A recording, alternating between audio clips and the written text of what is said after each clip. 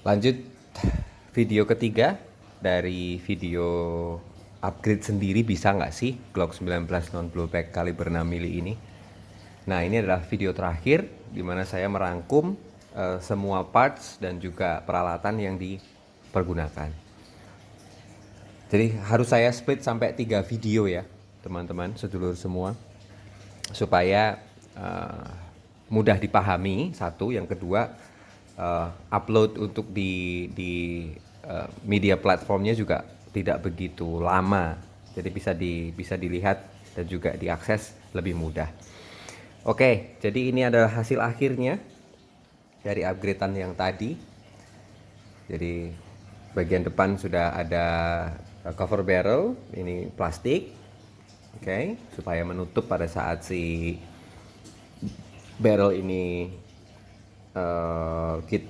pada saat si pelatuk ini kita tekan. Kan sebetulnya kalau kita nggak pakai, kita copot ya, tutup cover barrelnya ya, itu kan kelihatan tuh muncul beginilah, kelihatan nggak ya? Nah, itu muncul begini. Nah, ini kita tutupi dengan ini. Jadi gerakannya lebih untuk supaya BB-nya bisa melesat dengan lurus. Satu, yang kedua untuk menutupi barelnya yang tadi. Dan sudah dikasih rubber grip untuk supaya ini tidak licin, enak dipegang juga enak. Kemudian magazine base-nya sudah saya ganti juga dengan yang extended. Jadi ini adalah bentuk finalnya. Oke. Jadi ganteng sih menurut saya, kokoh gitu.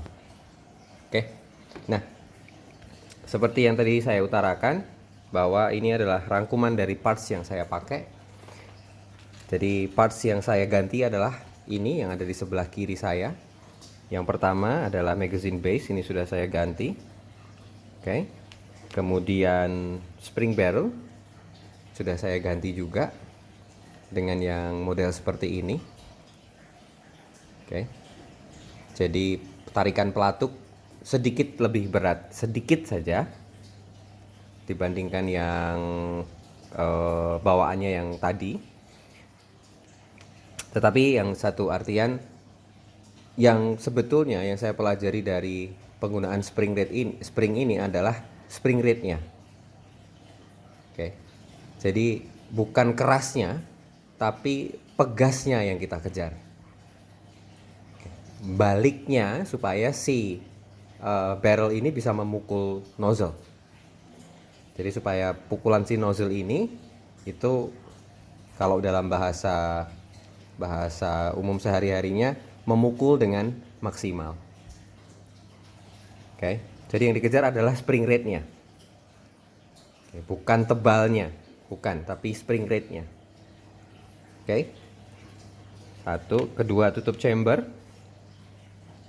Oke, ini yang bawaannya, yang asli bawaan. Ini saya ganti dengan tadi, tutup chamber dengan model ekor dan bolong di dalamnya, supaya kapasitas chamber yang ada, kapasitas CO2 yang ada di dalam chamber lebih besar dibandingkan dengan menggunakan tutup yang standarnya. Oke, tapi sekali lagi akan ada beberapa modif-modif sedikit, utamanya di lower body. Oke, supaya terpasang dengan sempurna tanpa ada celah. Karena kalau ini tidak terpasang dengan lurus, tidak akan kita dapatkan akurasinya. Oke, tutup chamber, kemudian masuk ke baut penahan CO2 di housingnya, rumahnya. Ini yang asli sudah saya ganti dengan yang berbahan kuningan. Ini kuat, tapi sekali lagi bahan kuningan ini itu ada jeleknya. Jeleknya adalah ini bisa menyebabkan drat atau alur dari rumah CO2-nya ini, kalau kita tidak memasangnya hati-hati, bisa malah merusak. Termasuk juga yang tutup chamber yang model seperti ini. Jadi pasanglah parts-parts yang berbahan kuningan ini dengan hati-hati. Jangan dipaksa kalau tidak masuk. Kemudian pada bagian valve, ini adalah valve bawaannya yang tadi, ini sudah sebetulnya di bore up, sudah, tetapi masih bisa dimaksimalkan. Tapi juga tidak kemudian, karena ada yang ngebornya sampai ke titik ke atas seperti ini, paling atas. Nah itu justru malah akan melemahkan, karena toh pukulan dari nozzle masuk ke pukulan dari nozzle ke valve ini itu sebetulnya juga pendek. Jadi kadang kalau ada yang ngebor sampai di sini tuh nggak ada gunanya juga sih menurut saya ya. Oke. Satu, yang kedua itu justru malah akan membuat si valve ini menjadi lemah. Bayangkan kalau ini terpukul terus oleh nozzle, terpukul nozzle begini terus, kemudian dengan spring barrel yang cukup keras, lama-lama bisa patah. Oke, jadi saya ganti ini menggunakan contohnya ini contoh aja, menggunakan valve yang sudah di bore up. Tetap tebal pada kedua belah sisi, tidak terlalu naik juga. Oke. Ini yang saya ganti, mohon maaf sebentar.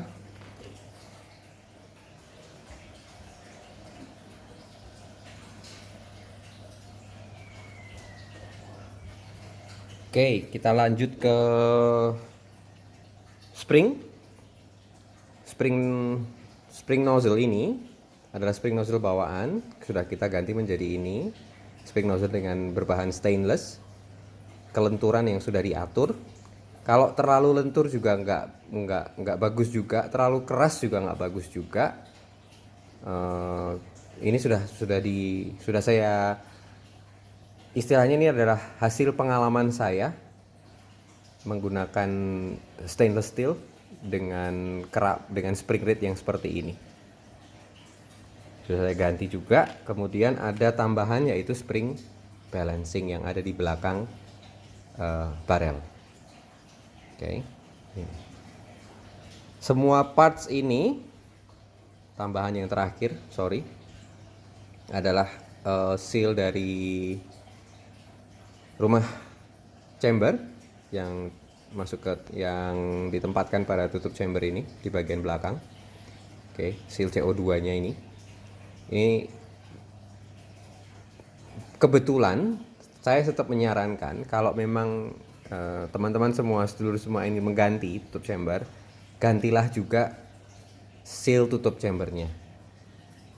Oke, jika tidak yakin, gantilah juga seal tutup chambernya, karena biasanya inilah penyebab utama kebocoran pada chamber dari unit non blowback dengan menggunakan CO2, karena tekanannya kan besar dan ini berbahan polyurethane. Oke, itu mengenai partsnya, mengenai toolsnya juga tadi sudah kita bahas. Semua teman-teman, kalau saya boleh sarankan, punyalah kunci valve ini atau valve key ini yang model segitiga, karena ini sangat membantu sekali untuk membuka valve, baik itu yang airsoft blowback dengan green gas. Ini bisa untuk membongkar outlet atau inlet dari green gas magazine-nya juga. Oke. Ini berbahan baja, jadi ini kuat. Kemudian ada silikon oil seperti biasa untuk membantu untuk pelumasan dari semua parts yang bergesekan, utamanya pada parts yang mengandung unsur karet itu. Kemudian ada apa ini, tang ya, saya bilang, dengan bagian yang ujungnya sedikit lebih runcing. Yang terakhir adalah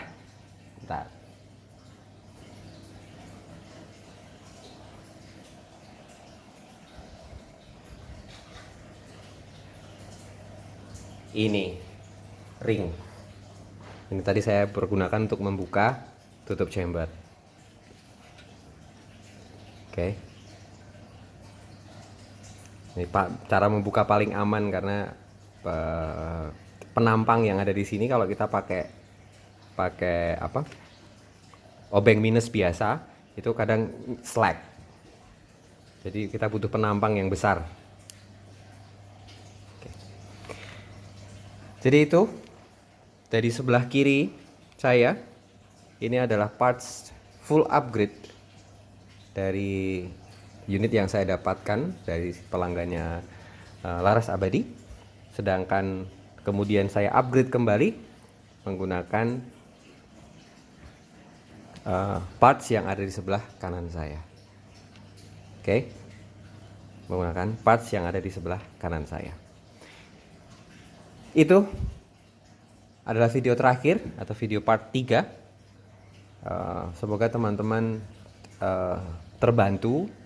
Tapi juga kalau teman-teman sedulur semua mempunyai pertanyaan atau juga kemudian ada yang ingin disampaikan karena mungkin ada saya salah kata atau kemudian secara mekanisme juga kemudian ada kesalahan penyebutan dan segala macamnya, mohon dimaklumi karena video-video Laras Abadi adalah video-video yang tanpa editing.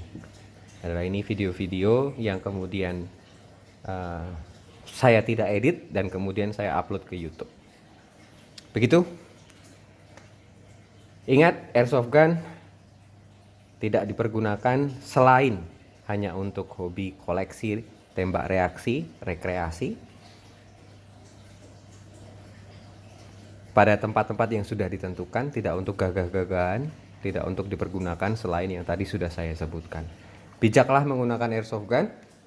Salam satu Laras dari Laras Abadi.